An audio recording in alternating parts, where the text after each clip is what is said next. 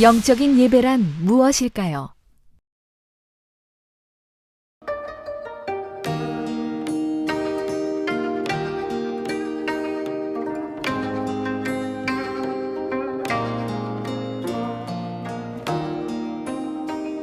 하나님은 영이시니 예배하는 자가 신령과 진정으로 예배할지니라.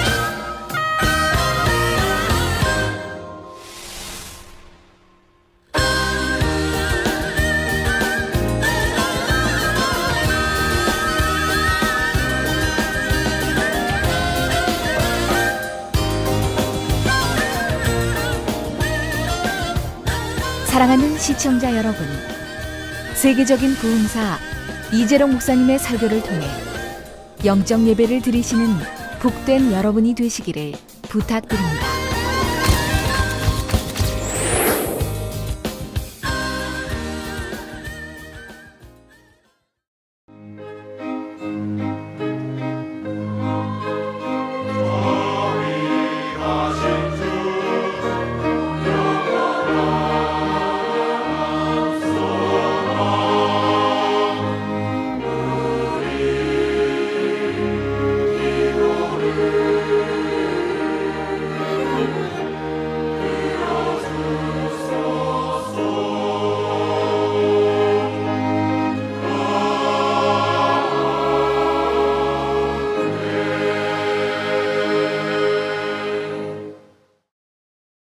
저와 여러분이 이 시간 은혜 받으실 말씀 구절은 요한복음 4장 23절에서 24절까지입니다. 아버지께 참으로 예배하는 자들은 신령과 진정으로 예배할 때가 오나니 곧 이때라. 아버지께서는 이렇게 자기에게 예배하는 자들을 찾으시느니라. 하나님은 영이시니 예배하는 자가 신령과 진정으로 예배할지니라. 아멘.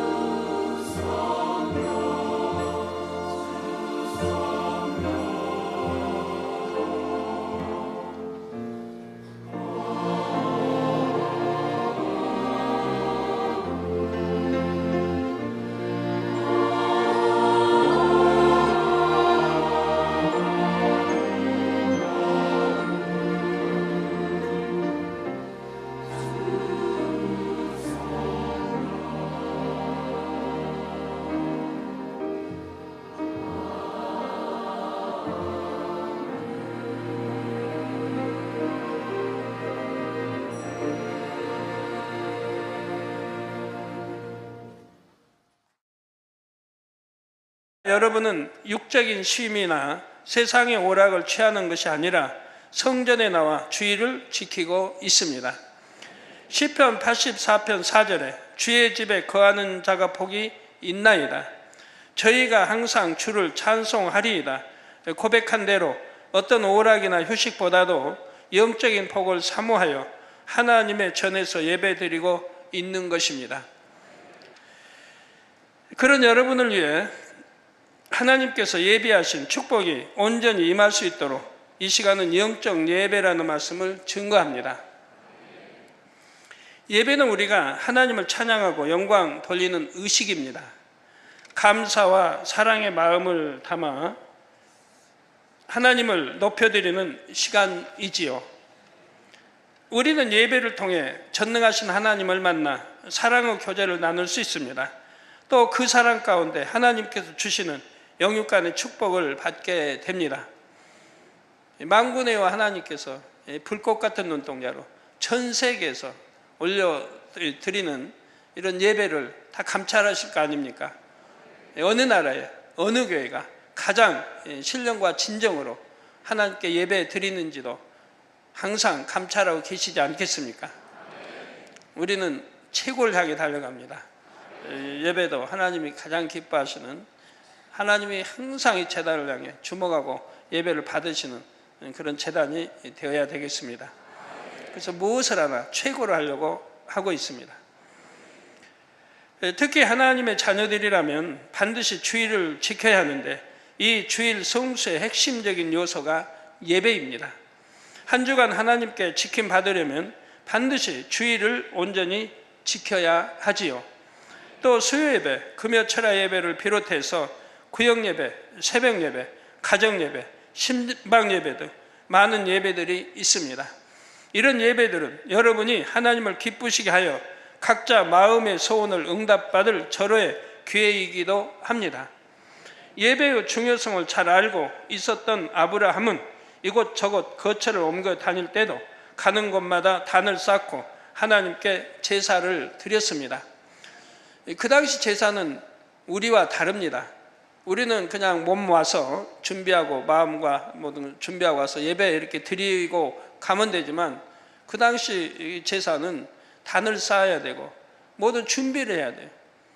또 제사 드릴 소든 양이든 또 잡아서 이렇게 해야 되고, 그래서 이렇게 쉽게 그냥 참석해서 드리고 가는 그런 제사가 아닙니다. 그만큼 마음과 뜻과 힘, 정성을 다해서 드려져야 하고 시간과 또 재물이 필요한 것입니다. 또 솔로몬은 일천번제로 하나님을 기쁘시게 하여 전무후무한 지혜는 물론 부귀영화와 장수의 축복까지 받았지요. 그런데 이렇게 응답과 축복을 받으려면 반드시 영적인 예배를 드려야 합니다. 어떤 분들은 주일을 다 지켰다고 하는데도 사고나 재앙을 만나는 경우가 가끔 있지요. 이때는 정말로 주일을 온전히 지켰는지 곧 영적인 예배를 드렸는지 점검해 보면 압니다. 예배에 참석만 했다고 해서 예배를 드린 것이 아닙니다. 하나님께서 받으시는 영적 예배를 드려야 예배를 통해 주시는 축복을 누릴 수가 있습니다. 창세기에 보면 가인과 아벨이 각자 하나님 앞에 제사를 드렸는데 하나님께서는 아벨의 제사만 받으셨습니다. 가인은 하나님께서 원하시는 제사가 아니라 자신이 원하는 제사를 드렸기 때문에 하나님께서 받으실 만한 향이 되지 못한 것입니다. 또 레위기 10장 1절에서 2절에 보면 나답과 아비후가 하나님께 분향하다가 그만 불에 삼켜진 기록이 나옵니다. 하나님께 분향했는데 하나님 불로 사르셨죠. 하나님께서 명하신 불로 분향하지 않고 임의대로 다른 불을 써서 분향했기 때문이지요. 즉 자기 복에 좋은 제사를 드린 것입니다. 또 사울 왕도 제사장의 직분을 침범하여 합당하지 않은 제사를 드렸기에 오히려 하나님으로부터 버림받고 말았습니다. 이들은 자기 나름대로는 제사를 드린다고 했지만 제사를 드리는 그 중심을 보면 하나님에 대한 경외함도 없고 사랑도 없었지요. 제사는 사람이 보기 좋은 대로 드리는 것이 아니라 하나님 앞에 합당한 중심으로 하나님께서 원하시는 방식으로 드려야 하는 것입니다. 하나님이 받으시는 제사는 뭔가가 구약의 레위기에, 또 구약에 이것저것 자세히 나와 있고, 또 신약에는 어떻게 예배를 드려야 되는가가 나와 있습니다. 오늘날 우리가 하나님께 예배를 드릴 때도 하나님께서 기뻐하시는 영적 예배에 대해 알고 그 방법대로 드려야 복을 받을 수가 있습니다.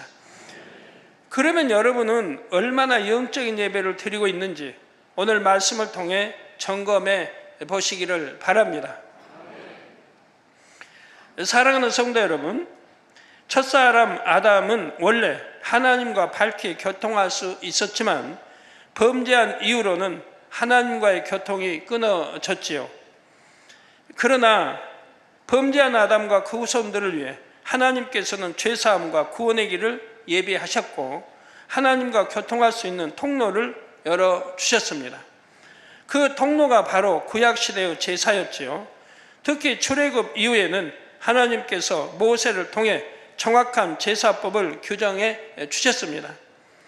레위기에 나오는 대로 번제, 소제, 화목제, 속죄제, 속건제 등 여러 가지 제사법을 알려주셨지요. 이러한 구약시대의 제사에서 반드시 기억해야 할 것은 피의 제사를 드려야 한다는 것이었습니다. 피의 제사.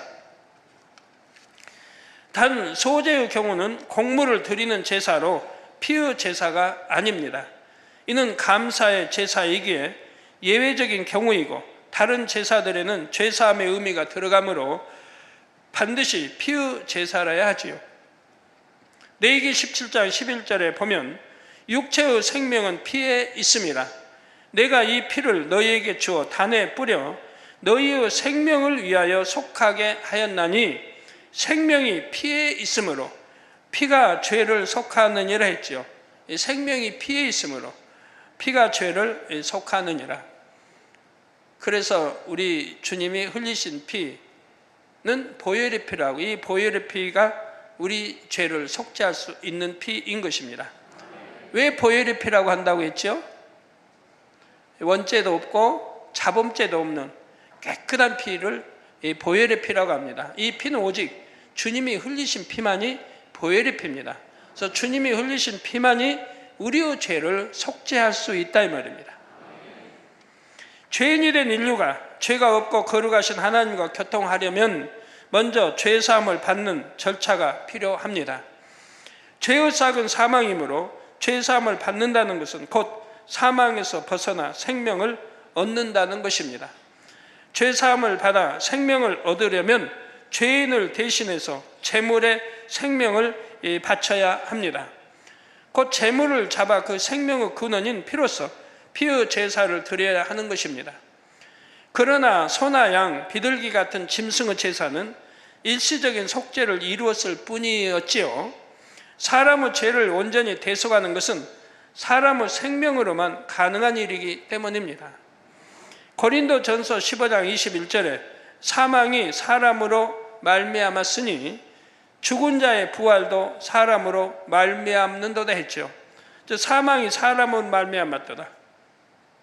누구로 말미암았다는 것이죠? 사람인 아담으로 지금 말미암았다 이 말입니다. 그래서 사망이 아담으로 말미암았으니 죽은 자의 부활도 사람으로 말미암는도다. 죽은 자의 부활도. 죽은 자의 부활도 부활도 사람으로 말미암기 때문에 하나님의 독생 아들이, 하나님의 아들이 이 땅에 육을 입고 오시게 된 것이라 이 말입니다. 그래서 이 피로 우리 죄사함을 얻게 하시기 위해서 피 흘림으로, 그래서 육을 입고 이 땅에 오시게 되었다 이 말이에요. 이 말씀대로 죄인들을 구원하기 위해서 죄 없으신 예수님께서 희생 제물이 되어 주셨습니다. 사람의 몸을 입고 이 땅에 오셔서 십자가에 달려 피 흘려 죽으셨지요. 히브리서 9장 12절에 염소와 송아지의 피로 아니하고 오직 자기 피로 영원한 속죄를 이루사 단번에 성소에 들어가셨느니라 했습니다. 이 말씀대로 단 한 번 드리신 희생의 제사로 영원한 속죄를 이루신 것입니다. 이 사실을 믿는 사람은 과거와 현재, 미래의 죄를 모두 사함 받습니다. 그렇다고 해서 구약의 제사가 폐해진 것은 아닙니다. 구약의 제사법은 장차 오실 예수님에 대한 그림자였기에 신약 시대에는 그 형식만 예배로 바뀐 것이지요.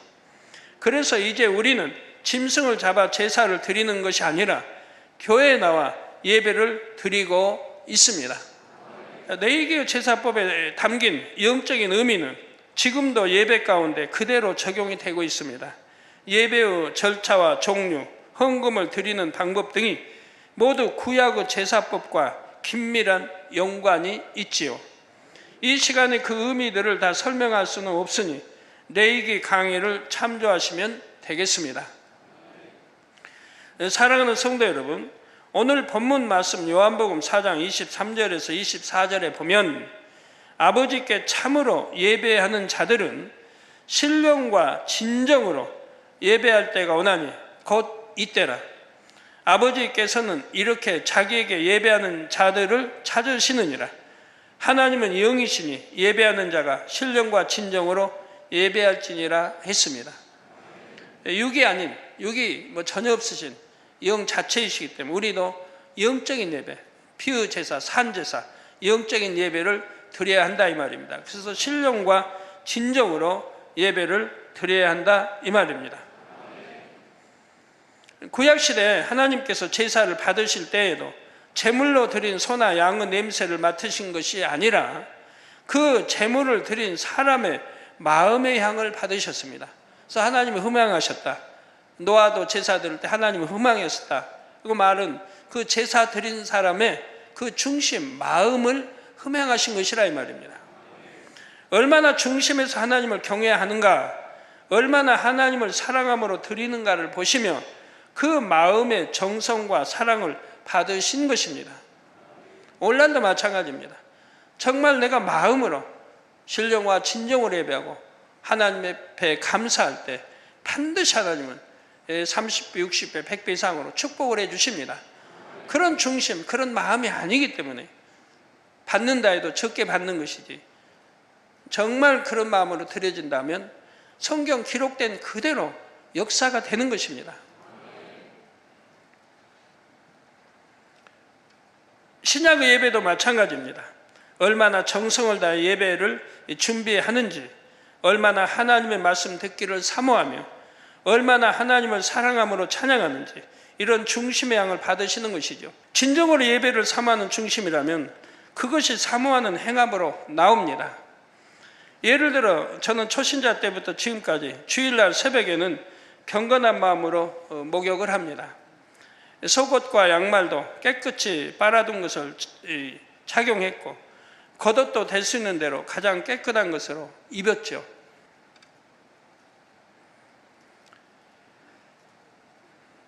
외모를 화려하게 꾸미라는 말이 아닙니다. 하나님 앞에 나오는 마음 자세를 말하는 것입니다. 예배 시간도 미리미리 준비해서 지각한 적이 없고, 어린 주의 종이 설교한다 해도 겸비하고 경건하게 말씀을 들었습니다.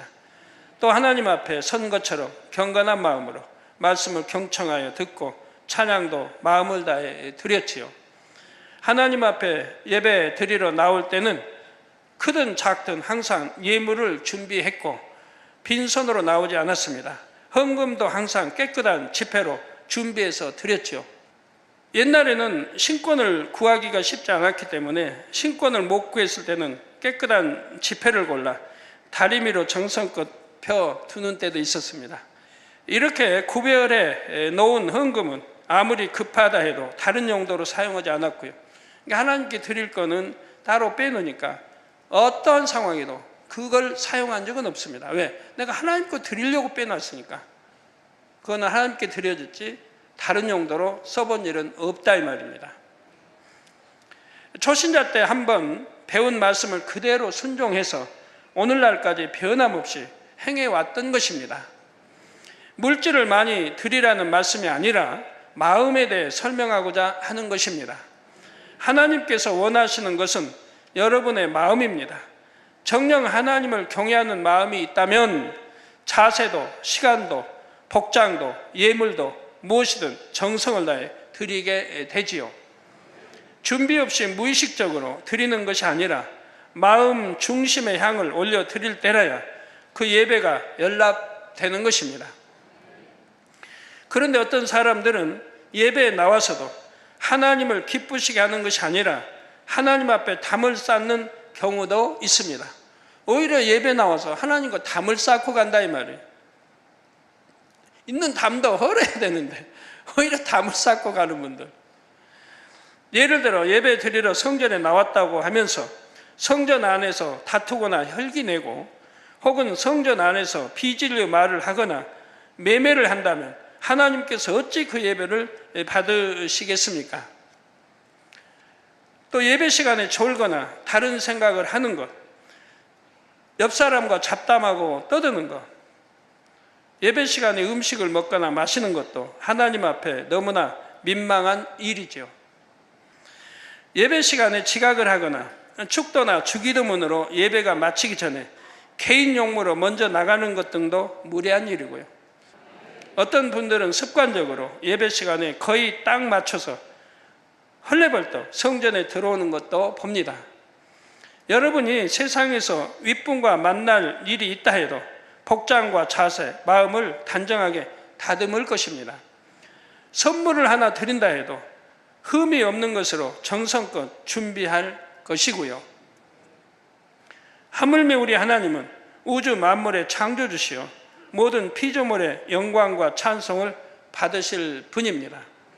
어떤 이런 하나님께 경배와 찬양을 드리기 위해 나온다면 과연 어떤 모습이어야 되겠는지요? 이런 것을 생각해 보면 여러분이 어떤 마음과 어떤 모습으로 예배에 나와야 할지 능히 깨달을 수 있을 것입니다. 저는 개척일이 지금까지 신방 약속에서 한 번도 어긴 기억은 없습니다. 그 약속 시간 몇 시에 가겠다. 그리고 예배 드리기. 그래서 한 번도 어긴 기억 없어요. 또 어떤 만남에, 지금도 우리 뭐 어떤, 이제 이렇게 모임에 갈 때, 어디 갈 때도 한 번도 지각해 본 기억 없어요. 항상 미리 출발해서, 미리 가서. 좀 일찍 너무 도착했다. 예를 들어 10분 전까지 오세요 했으면 한 20분 전에 도착했다. 그러면 좀 떨어진 장소에다 차 대놓고 기다립니다. 한 10분 더 지나도록.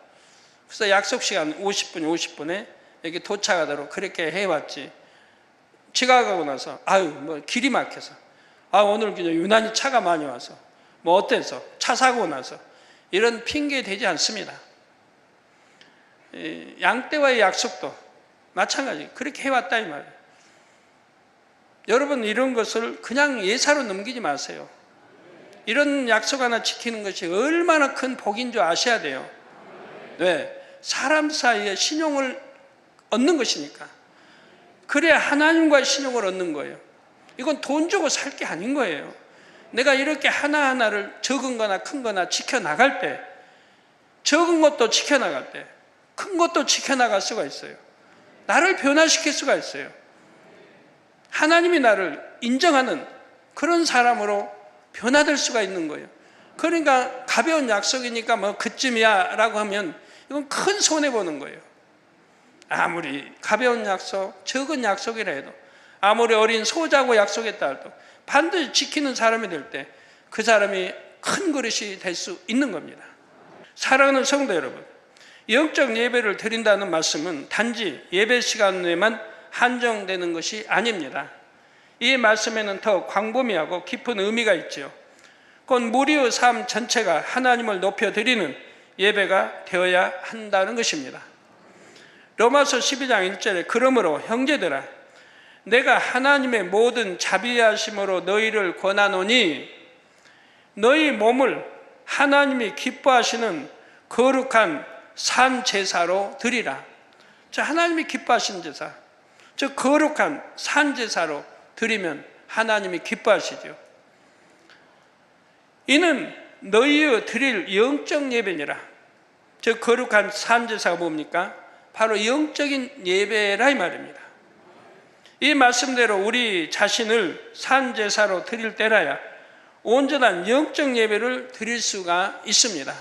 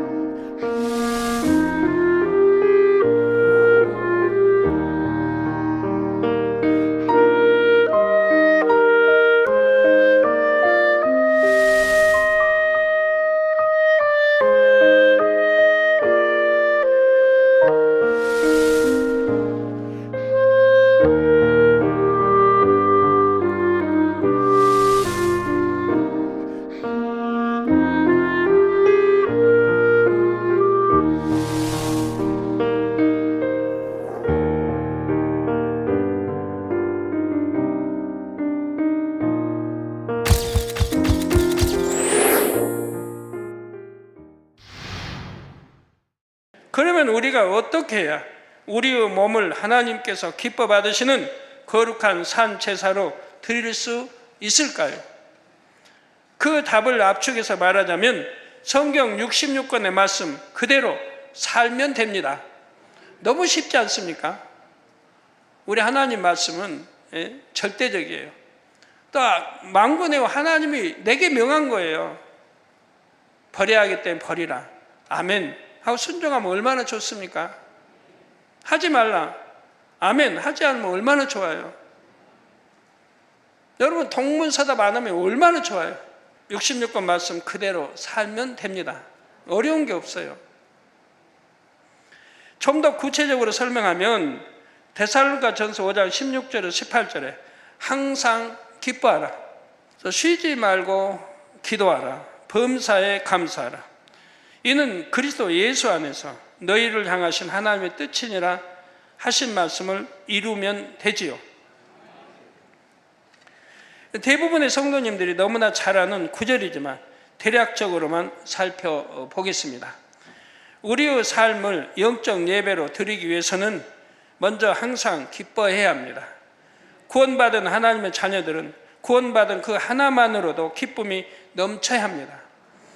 지옥의 형벌에서 건진받았고 질병과 가난 모든 고통에서 해방되었지요. 이런 주님의 은혜를 생각하면 어떤 환경 속에서도 어떤 조건 속에서도 기쁨이 샘솟아 나야 합니다. 다음으로 우리의 모든 삶을 영적 예배로 드리려면 쉬지 말고 기도해야 합니다. 쉬지 말고 기도한다는 것에는 세 가지 의미가 있습니다. 첫째로 항상 습관을 쫓아 기도하는 것입니다. 예수님도 이 땅에서 사역하시는 동안 아무리 바쁘실 때도 조용한 곳을 찾아 습관을 쫓아 기도하셨습니다. 다니엘은 하루 3차례 규칙적으로 기도했고 베드로와 사도들도 기도 시간을 지켰습니다. 여러분도 항상 습관을 쫓아 기도의 양을 채우므로 성령의 기름이 고갈되지 않게 해야 합니다. 그래야 예배를 드릴 때도 하나님의 말씀을 깨우칠 수 있고 말씀대로 살아갈 능력을 얻을 수가 있지요. 쉬지 말고 기도한다는 것은 둘째로 무시로 성령 안에서 기도하는 것입니다. 우리가 습관을 쫓아 기도하는 시간 외에도 때때로 성령님께서 마음에 강권적으로 기도를 주관하실 때가 있습니다. 이럴 때 순종하여 기도함으로 어떤 큰 문제를 피하게 되었다거나 불의의 사고에서 지킴받는 등 특별한 체험을 한 간증들을 종종 들어볼 수가 있지요.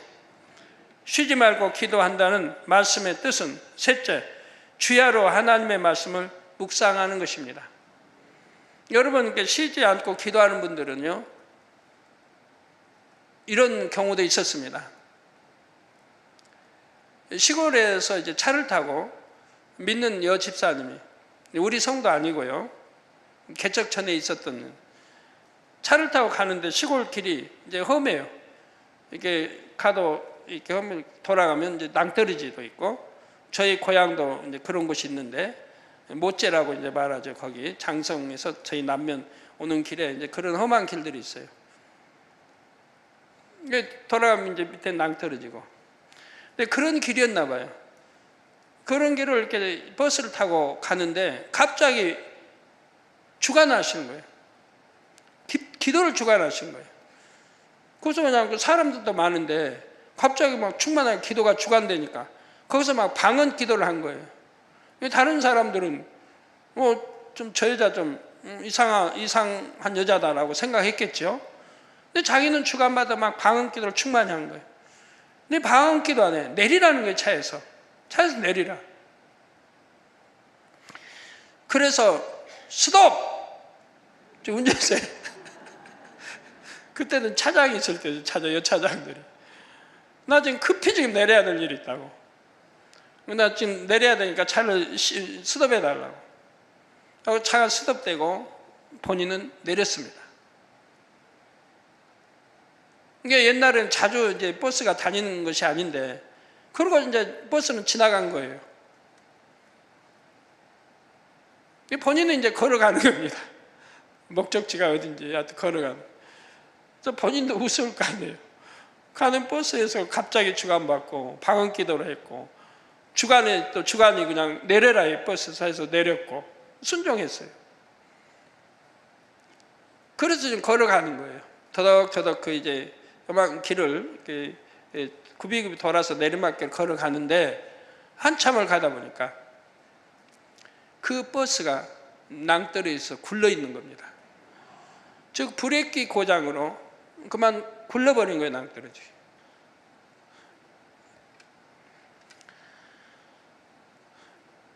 쉬지 않고 기도하는 사람은 이런 위급한때도 이렇게 주관을 받는다 이 말입니다. 그래서 막 방언기도가 하고 싶으니까 방언기도를 했더니 그 방언기도 함과 동시에 함께 그냥 내리라는 주관이 온다 하면 강하게 내려라는. 그래서 내렸기 때문에 그 사고를 면한 겁니다. 이런 역사는 우리 믿는 사람들에게 아주 종종 있는 일입니다. 쉬지 않고 기도하는 사람들에게 있는 일이에요. 그래서 위험한 길, 피할 길을 피하게 해주신다 이 말입니다. 사업도 마찬가지입니다. 위험한 사업 하지 않도록 피할 길을 반드시 주십니다. 그런데 내가 성령의 음성을 못 듣기 때문에, 그 못 듣는다는 뭡니까? 내가 깨어 기도하지 않는다는 얘기입니다. 기도를 쉬고 있다는 얘기입니다.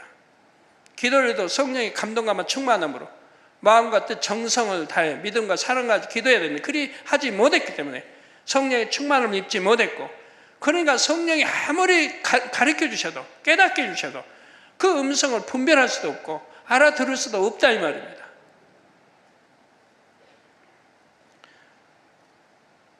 쉬지 말고 기도한다는 말씀의 뜻은 셋째, 주야로 하나님의 말씀을 묵상하는 것입니다. 이는 다시 말해 어디서 누구와 무엇을 할 때도 여러분 마음에 항상 진리가 살아 운동력 있게 역사해야 한다는 말이지요. 기도는 영의 호흡과 같습니다. 육의 호흡을 멈추면 숨이 막혀 죽는 것처럼 기도를 멈추면 영이 쇠약해지고 죽어가지요. 제가 40일 금식할 때 정말 추운 때였어요. 영하 막 17도 내려가는 때예요. 24도까지 내려가고, 오살리 금식기도. 그때 그 신문에 보면 또 이제 광고하는 분 보면 60 몇 년 만에 첫 추위라고 그래요. 그렇게 추위, 그런 속에서 제가 금식을 했어요. 그러니까 춥고 그냥 떨면서 기도해야 되고, 이제 20일 넘어 28일 30일 됐대. 또 방에 그 당시 한 방에 2층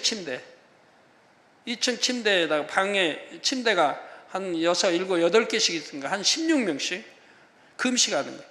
어떤 분은 3일, 어떤 분은 일주일, 저는 40일. 예.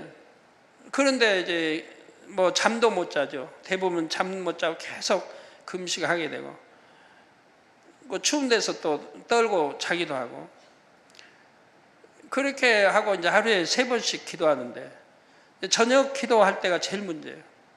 저녁 기도할 때는 기도 굴이 10,000원이기 때문에 기도 굴을 얻기 위해서 항상 밤 11시 이렇게 돼야 이제 기도 굴을 찾아갑니다. 찾아가면 눈은 많이 쌓였죠. 미끄러 빙판이죠. 양말을 몇 개씩 껴 신죠. 옷도 입을 만큼 그냥 입고 양말 몇 개씩 껴 신고, 그리고 힘들게 신발끈 조이고, 그리고 이제 언덕이 있으니까 언덕을 해서 또 넘어가야 되니까 기도원이. 지금은 모르겠어요. 옛날엔 그렇게 생겼어요. 그러면 이제 그 북쪽에 맞은편, 북쪽 바람도 쐬는. 그 들어가 기도굴에 들어가면 기도할 마음이 이만큼도 안 날 정도예요. 지쳐 있지, 배고프지, 추위에 떨고 있지. 그런데도요, 무릎 딱 꿇고 기도구라는 성에 이렇게 한 10cm, 15cm 전부 성의로 쌓였어요. 그러니까 얼음굴이에요, 얼음굴.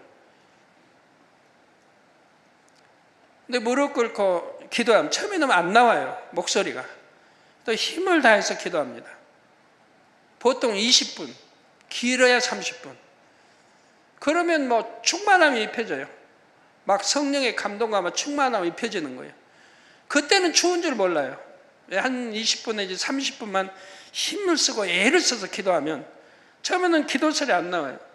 그나마 애를 쓰니까 나와요. 조금씩. 점점 커져요. 30분간 몸부림치고 나면. 그래서 우리 주님이 힘쓰고 애써 간절히 기도하셨다. 이게 잘 표현돼요. 그렇게 기도하고 나면 20분이나 길어야 30분 이면 막 감동 충만함이 입혀지는 거예요. 그때는 몇 시간을 기도해도 힘든 줄 몰라요. 피곤한 줄 몰라요. 그렇게 기도줄이 쫙쫙 올라갑니다. 그냥 기도하면 하나님 보좌에서 아버지가 그냥 그만 아멘 하고 들으시는 것 같아요. 그런 충만한 기도가 쫙 하늘로 올라가는 느껴요. 그냥 그 직통으로 올라가는 거예요. 그러면은 뭐 피곤이 어디 있어요? 배고픈 게 어디 있어요? 아주 충만을 입고 기도골에서 나옵니다. 나오면은 또 그 다음 날까지 이제 또 새벽 예배 드리고 또 오전 예배 드리고 오후 예배 드리고 또 저녁 예배 드리고 이때까지 잘 견딥니다. 그 저녁 예배 또 되면 이제 그렇게 되지만 또 기도에 구하면 또 충만함을 입어서 또 하루를 이겨 나가는 거예요. 이렇게 이제 20일 지나고 30일 지나면서 하루하루를 이렇게 이제 이길 수 있는 힘을 주시더라고요. 여러분, 기도하는 분은 피곤하지 않습니다. 내가 육적으로 너무 지칠 수밖에 없는 상황이어도 기도 쉬지 않은 분은 바로 무릎 꿇고 하나님 기도하면 길어야 30분, 짧으면 20분 내에 다시 충만함이 온다 이 말이에요. 그리고 기도하면 피곤이 다 없어집니다. 그리고 얼마나 충만하게 하나님과 교통할 수 있고 그리고 다음 날을 또 축복으로 이어지는 거죠. 그래서 6의 호흡을 멈추면 숨이 막혀 죽는 것처럼 기도를 멈추면 영이 쇠약해지고 죽어가지요. 그래서 영이 얼마나 쇠약해졌으면 이제 기도하려고 해도 기도도 안 되고 힘들고 중언부언하고 졸리고 찬양할 때도 졸리고 기도할 때도 졸리겠습니다. 그런 분들 이제 생각을 해봐요. 내가 얼만큼 기도를 쉬었는가? 내가 영의 호흡이 끊겼는가? 그러니 뭐 하는데 불통만 따르게 되죠. 형통할 것도 불통이 따르게 되고 영이 그만큼 쇠약해졌다는 얘기입니다. 그럴 때 피곤도 오고 질병도 틈타고 병균 질병도 틈타고 내가 그걸 막을 만한 능력이 내 안에 없는 거예요. 성령의 감동하면 충만히 보야 어떤 세균 질병이든 막을 수 있는 능력이 있는 건데 이게 지금 떨어져 버린 거예요. 그러니까 그런 게 틈타도 막을 수가 없는 거예요. 시간을 정해 부르짖는 기도만이 아니라 율법을 주야로 묵상하고 지켜나갈 때라야 쉬지 않고 기도한다고 할 수가 있습니다. 부르짖어 기도는 잘 하는데 기도를 마친 후에 세상에 나가면 여전히 옛사람의 구습대로 사는 사람도 있지요. 아무리 많은 시간 부르짖어 기도했다고 해도 여전히 육신의 생각과 비진리 속에 살아간다면 사실 그 기도를 중심으로 했다고 할 수는 없습니다. 정령 중심으로 부르짖어 기도했다면 앞에서도 말한 대로 말씀을 깨달을 수 있고 진리대로 살아갈 능력을 받게 됩니다. 매일매일의 삶이 변화되는 것을 자신과 주변 사람들이 느낄 수 있지요. 또한 늘 하나님의 말씀이 그 마음에 머물러 성령의 교통 속에 살아가므로 범사에 형통하며 성령의 인도를 받을 수가 있고요. 사랑하는 성도 여러분, 끝으로 영적 예배를 드리려면 범사에 감사해야 됩니다. 전능하신 하나님께서 우리의 삶을 책임지시고 주님의 이름으로 구하는 것마다 응답하시지요. 여러분이 하나님의 말씀 안에만 살면 항상 응답과 축복으로 넘치게 부어주십니다. 어려운 문제가 생긴다 해도 하나님께서 역사하시면 합력하여 선이 이루어지지요. 이런 기쁨과 기도와 감사의 말씀들을 우리 성도님들은 대부분 너무나 잘 아십니다. 그러나 실제 여러분 자신의 삶 속에서 몇 프로나 이루었다고 말할 수 있겠는지요? 가령 명절에 여러분이 일가 친척을 만났을 때는 어떤 모습이셨습니까? 기뻐하고 감사하며 성령이 충만하여 믿지 않는 친척들이 볼 때도 빛이 되는 모습이셨지요. 명절인데 나는 늘 이렇게 수고해야 하나, 힘들고 피곤하다 하며 안색이 어둡거나 세상 사람들을 만나서 어울리다 보니 눌러 놓았던 비진리의 모습이 나오지는 않았는지요. 아니면 믿지 않는 사람들과는 잘 맞지 않는다 해서 친척분들의 마음을 품어주지 못하고 더 섬겨주지 못하는 모습은 아니었는지요. 여러분이 매 순간의 삶 속에서 영적인 예배를 드린다면 일가 친척의 마음을 녹이는 것도 어렵지 않습니다. 늘 기뻐하고 감사하는 가운데 환한 얼굴로 주변 사람들을 감동시킬 수가 있지요. 그리고 기도하면서 주관받아 복음을 전하며 일가 친척을 전도하는 것도 시간 문제입니다. 결론을 말씀드립니다. 사랑하는 성도 여러분, 여러분이 항상 기뻐하고 쉬지 않고 기도하며 범사에 감사하면서 살아갈 때에 여러분의 삶에는 항상 성령이 충만합니다. 여기 조금도 틈타할 수가 없지요. 그렇게 살아갈 때는 기도를 해도 예배를 드려도 금방 성령의 감동함을 입고 하나님과 깊이 교통할 수가 있습니다. 언제 어떤 상황에서 예배를 드려도 신령과 진정으로 예배할 수가 있는 것입니다. 이렇게 예배할 때는 말씀을 들으면 아버지 하나님의 사랑과 선의 마음이 깨달아집니다. 단지 머리로만 깨달아지는 것이 아니라 여러분의 마음에도 그 사랑과 선이 임하지요. 영적으로 더 깊은 차원을 뚫어 들어갈 수 있는 능력을 얻게 되고요. 그래서 신령과 진정으로 예배하는 시간은 하나님의 거룩하심과 온전하심을 이룰 수 있는 참으로 소중한 시간입니다. 하나님 말씀을 듣지요. 얼마나 감사합니까? 어떤 전도사님이 설교를 합니다. 저 전도사님의 말씀은 뭐 은혜롭다. 아니 은혜가 되지 않는다. 길다. 짧다.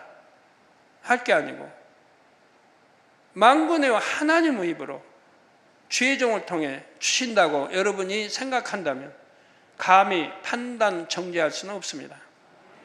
감히 할 수 있는 게 아니에요. 판단 정죄할 수 없어요. 그래서 하나님이 어떠한 것을 주셔도 저는 아멘하고 순종했지.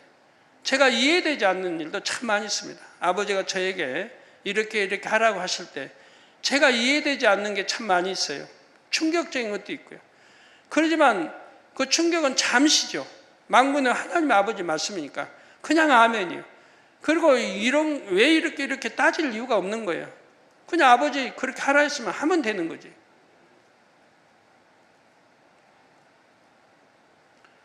그리고 그렇게 하라 했을 때 바로 이해가 되면 아니면 몇 달 후에 아니면 1년 후에 아니면 몇 년 후에 지나고 보면 바로 하나님이 주신 말씀이 얼마나 축복인 것을 알게 됩니다. 하나님은 앞으로의 모든 일을 하시고 미리 예비하시고 진행해 가신다 이 말입니다. 순종해 가면 수년 후에는 정말 왜 이렇게 주셨구나 축복인 것을 알게 되는 거예요. 하나님이 뭐라 명하셔도 뭐 서운하다 하고 생각해 본 적 없고요. 오직 감사함으로 받았어요. 근데 가끔가다 여러분 중에 하나님 말씀 나오면 임하면 내 마음과 생각이 안 맞으면 서운해하고 이런 분들이 있나 봐요. 그 하나님 앞에 서운함 품어서 무슨 유익이 됩니까? 또한 그런 예배는 하늘에서는 상급이 되고 땅에서는 응답과 축복의 통로가 되지요. 매번 이런 예배를 드리는 분들이라면 예배 시간마다 얼마나 충만하고 행복하겠는지요. 때로 육적으로는 고된 일이 있다 해도 예배 시간이 되면 새 힘과 능력을 얻을 수 있고 예배가 끝나면 벌써 끝났나 하고 아쉬울 것입니다. 저는 하나님을 만난 후 가족들의 손을 잡고 처음으로 예배를 드리러 교회에 간 날의 행복을 지금도 잊을 수가 없습니다. 그리고 이후로 36년의 세월 동안 한 번도 그 행복을 잃어버리지 않았고요. 세상에서 가장 사랑하는 분을 아주 오랜만에 만나는 것처럼 매주 행복과 기대 속에 예배를 준비합니다. 특히 절기 예배 때나 특별한 기념 예배 때는 설렘이 더하여 잠을 설치기도 할 정도이지요. 제 편에서 그렇게 사모하는 만큼 아버지 하나님께서도 늘 사랑을 부어주시며 예배의 은혜와 감동을 더해 주었습니다. 우리 성도님들도 예배를 소중히 여김으로 항상 마음 중심을 다해 신령과 진정으로 예배 드리시기를 바랍니다. 또한 항상 기뻐하고 쉬지 말고 기도하며 범사에 감사하며 여러분의 삶을 거룩한 산제사로 드리시기 바랍니다. 그 예배를 기뻐 받으신 하나님께서 여러분을 속히 영으로 온영으로 이끌어 드리시며 내가 내게 무엇을 줄까 하며 축복하시기를 주님의 이름으로 축원합니다. 말씀 상고하시면서 통성으로 기도하시겠습니다. 할렐루야. 주님, 은혜와 사랑에 감사를 드립니다. 아버지, 오늘 또 들은 말씀이 믿음이 되고 생명이 되게 축복해 주시기를 원합니다. 아버지, 영적인 예배란 무엇인가에 대해서 증거했습니다. 우리 성도님들 참으로 아버지 앞에 신령과 진정으로 예배 드리는 영적인 예배가 되게 역사해 주시기를 원합니다. 아버지, 우리도 할 수 있습니다. 할 수 있습니다. 모두가 영적인 예배를 드릴 수 있습니다. 이렇게 하나하나 들어갈 때 하나하나 상급이 되어서 때가 이름에 아버지 축복으로 주시는 것을 볼 수 있게 됩니다. 감사합니다. 우리 주 예수 그리스도의 이름으로 기도합니다. 아멘.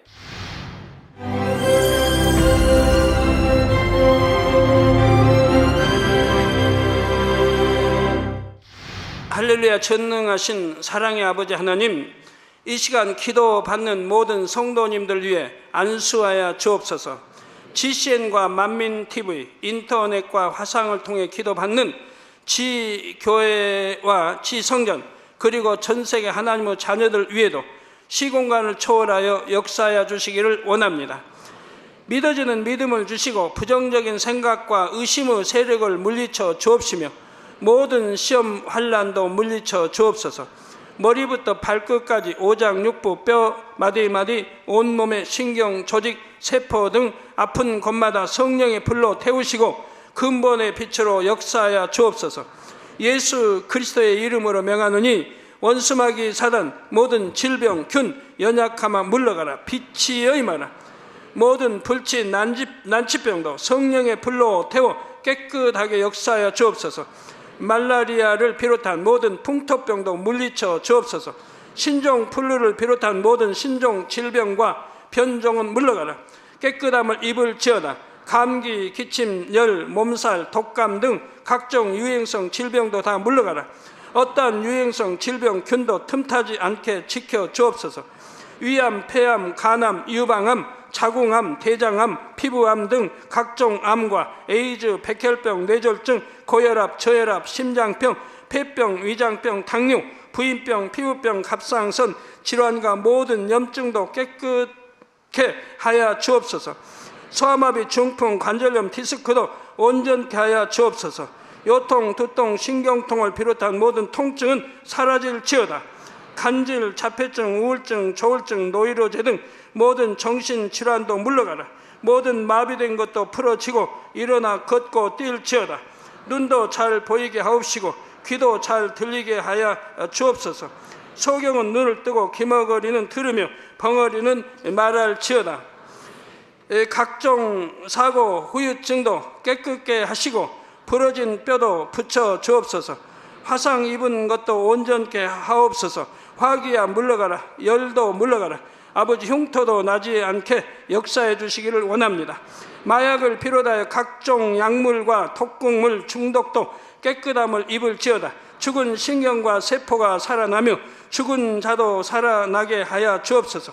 잉태의 축복도 주시기를 원합니다. 잉태 축복을 받으라. 예수 그리스도의 이름으로 명하노니 원수마귀 사단아 하늘 공중 곳에 잡은 악의 영들아 물러가라. 그의 사자들도 물러갈지니라. 이 땅의 악한 영, 더러운 영, 거짓되고 간사한 영, 이간질하고 미혹하는 모든 어둠들은 물러가라. 모든 흉악의 결박을 풀고 어둠아 물러가라. 빛이여 임하라. 아버지 하나님, 부르짖어 기도할 수 있는 능력을 주시고 죄를 버리고 성결될 수 있는 능력을 주옵소서. 영혼이 잘됨같이 범사에 잘되게 하시고 가정의 복음화도 이루어 주시길 원합니다. 한 주간도 모든 사고와 재앙으로부터 지켜주시고 불통이 없는 형통한 삶을 살 수 있도록 축복해 주옵소서. 성령의 불담으로 천군 천사와 주님의 불꽃 같은 눈동자로 모든 하나님의 자녀들과 가정, 일터, 사업들을 지켜주시기를 원합니다. 학생들에게 지와 명철을 더하시고 공부도 할 수 있는 뜨거운 마음과 열정도 더하여 주옵소서. 마음과 생각을 세상에 빼앗기지 않도록 지키시고 하나님을 뜨겁게 사랑하는 학생들로 축복하여 주옵소서. 하나님의 자녀들이 먹으나 마시나 입으나 무엇을 하든지 하나님 앞에 영광 돌리는 삶이 되게 축복하여 주시기를 원합니다. 나는 하나님을 만났노라, 체험했노라, 응답 받았노라, 축복 받았노라, 간증하는 입술이 되게 역사하여 주옵소서.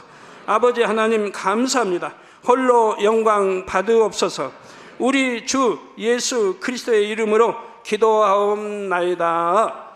아멘. 영적 예배란 무엇일까요? 예배는 하나님을 찬양하고 영광 돌리는 의식입니다. 영적 예배는 곧 신령과 진정으로 드리는 예배로 우리 삶 전체가 하나님을 높여드리는 예배가 되어야 합니다. 이를 위해선 항상 기뻐하고 범사에 감사하며 쉬지 않고 기도해야 합니다. 사랑하는 시청자 여러분, 세계적인 부흥사 이재록 목사님의 설교를 통해 영적인 예배를 드리시는 삶을 사심으로 하나님께서 예비하신 축복을 풍성하게 받아 누리시기 바랍니다. 예배는 우리가 하나님을 찬양하고 영광 돌리는 의식입니다. 반드시 영적인 예배를 드려야 합니다. 오늘 본문 말씀 요한복음 4장 23절에서 24절에 보면 아버지께 참으로 예배하는 자들은 신령과 진정으로 예배할 때가 오나니 곧 이때라. 아버지께서는 이렇게 자기에게 예배하는 자들을 찾으시느니라. 하나님은 영이시니 예배하는 자가 신령과 진정으로 예배할지니라 했습니다. 육이 아닌, 육이 전혀 없으신 영 자체이시기 때문에 우리도 영적인 예배, 피의 제사, 산 제사, 영적인 예배를 드려야 한다 이 말입니다. 그래서 신령과 진정으로 예배를 드려야 한다 이 말입니다. 사랑하는 성도 여러분, 영적 예배를 드린다는 말씀은 단지 예배 시간에만 한정되는 것이 아닙니다. 이 말씀에는 더 광범위하고 깊은 의미가 있지요. 곧 우리의 삶 전체가 하나님을 높여드리는 예배가 되어야 한다는 것입니다. 우리의 삶을 영적 예배로 드리기 위해서는 먼저 항상 기뻐해야 합니다. 쉬지 말고 기도해야 합니다. 끝으로 영적 예배를 드리려면 범사에 감사해야 됩니다.